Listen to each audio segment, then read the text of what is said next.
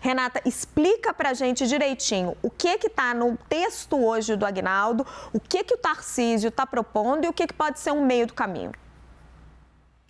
Vamos lá, então. Bem, gente, tem dois pontos principais que São Paulo está propondo. Vai ser tema dessa reunião de hoje com os demais governadores. Essa sugestão já foi encaminhada ao relator e não há ainda uma decisão final, mas é o que São Paulo está defendendo como alteração em pontos que são bastante significativos da reforma tributária. Vamos dar uma olhadinha. Maravilha. Olha, o primeiro ponto é em relação ao chamado Conselho Federativo. O que é isso, gente?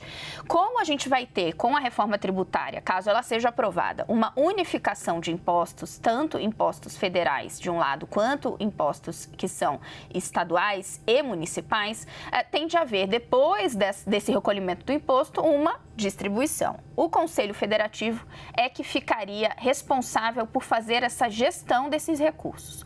Como que está no texto que foi proposto pelo relator Aguinaldo Ribeiro? Que esse conselho tenha 26 representantes de municípios, tenha também 26 representantes de estados, mais o Distrito Federal, e que haja uma deliberação sempre em Assembleia Geral. O que São Paulo está propondo? Que estados e municípios mais populosos tenham mais peso nas decisões, porque eles teriam mais votos quando houvesse uma deliberação. E que essa deliberação fosse feita justamente no Conselho, deixando de lado essa questão da Assembleia. Por que isso aí é importante para São Paulo? Não beneficiaria apenas São Paulo, mas para São Paulo é fundamental, porque São Paulo é muito populoso e, diante disso, teria mais peso, mais votos, mais influência nas decisões que sairiam desse conselho. O segundo ponto, que também é bem importante, agora a gente vai ver nessa segunda tela, é em relação ao fundo de compensação. Um fundo que vai ser criado e que vai compensar estados por eventuais perdas.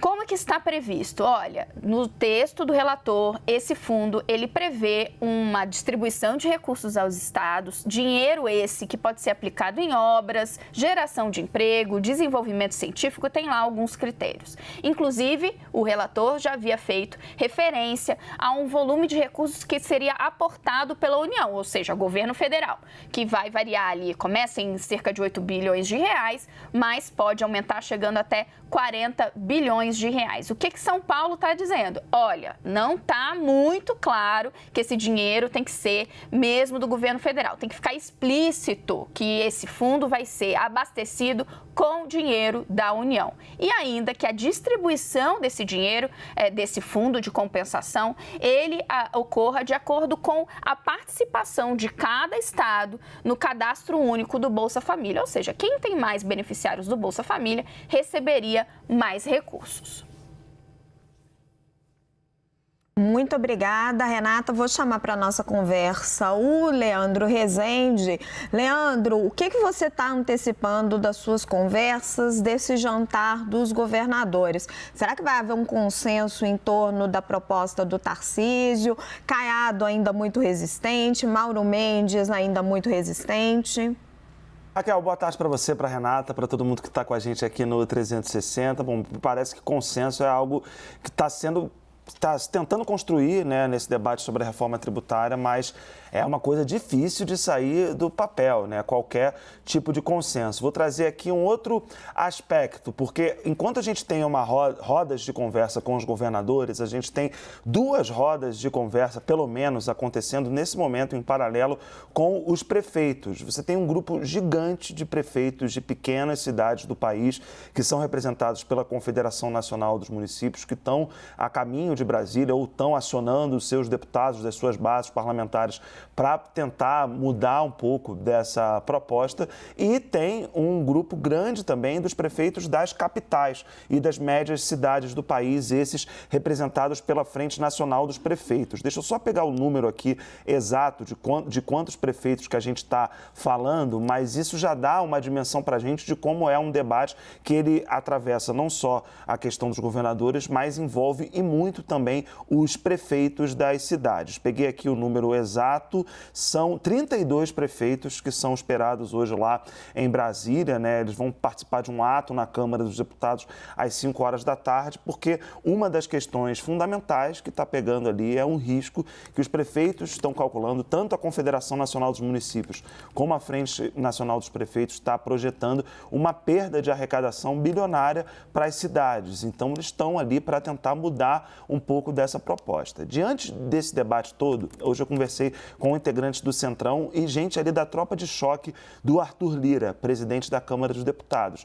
E mesmo esses líderes que entendem, né, que é preciso que essa reforma tributária seja aprovada, que o Brasil já teve muitas oportunidades de fazê-la e não fez, são décadas e décadas que esse debate não vai para frente, mesmo entre essas pessoas que consideram um tema urgente, já há uma sensação ali de que, como você tem os governadores de um lado fazendo pressão, né? A proposta que a Renata detalhou, que vem aqui do estado de São Paulo, e os prefeitos também avaliando ali as suas condições para poder, enfim, apoiar esse projeto de reforma tributária, já tem gente dizendo que o plano ali de votar nessa semana vai acabar sendo adiado, né? Porque hoje tem muita coisa em jogo lá em Brasília e essa discussão não vai terminar a ponto de se votar ainda nessa semana. Já estão jogando para a semana que vem e aí se entra naquele velho risco, né? Semana que vem não dá e aí já vem o recesso, começa o próximo semestre e aí a reforma tributária vai sendo adiada. Está todo mundo preocupado um pouco com isso,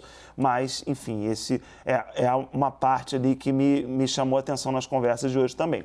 Os prefeitos Leandro, fazendo muita só pressão. Um comentário muito rápido, porque como a gente perde a reforma tributária, mas não perde a piada, quando uma fonte estava indicando isso aí que você está contando, olha, tô achando que nessa semana não vai dar, mas aí na semana que vem provavelmente não tem quórum, aí vai ficar para agosto. Eu falei, para agosto, você acha ele sim, a gosto de Deus. É isso, né? É a gosto de Deus. E nesse caso, né, o pobre coitado de Deus não está muito ajudando, né? Porque, assim, são anos e anos que a reforma é adiada e se chega nesse ponto de risco. Mas é isso, né? Acho que as conversas que nós três hoje tivemos, elas perpassam em alguma medida por isso, né? É um tema que me parece, né? Pelo que eu ouvi que vocês contaram, né?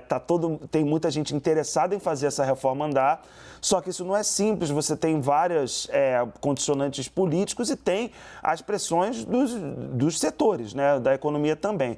E aí, nesse sentido, Raquel, já até me estendi um pouco, mas eu queria trazer uma ponderação sobre a questão das prefeituras ainda. Pelo seguinte, você tem 3 partidos agora que vão estar numa reunião a partir de agora, né, 3 horas da tarde.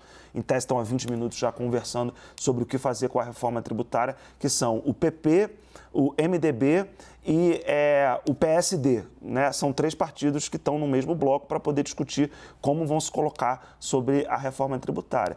Curiosamente, são os 3 partidos que mais elegeram prefeitos em 2020. E o grande problema dos prefeitos é que eles não querem perder a arrecadação. Então, esses partidos que vão ser o fiel da balança nessa eleição, nessa votação da reforma tributária, eles têm uma pressão grande dos prefeitos das suas legendas, que não querem perder a arrecadação. Então, tudo isso vai ser levado em conta nos papos de agora. Vamos ver o que vai sair dessa equação aí ao longo da tarde. Leandro, a gente vai ter bloco de tudo isso, termômetro das bancadas, como é que estão se movimentando os prefeitos, como é que ficam os setores.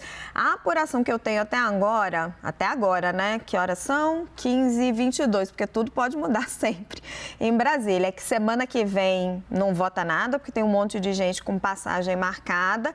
Tá bem difícil, mas o Arthur Lira continua determinado.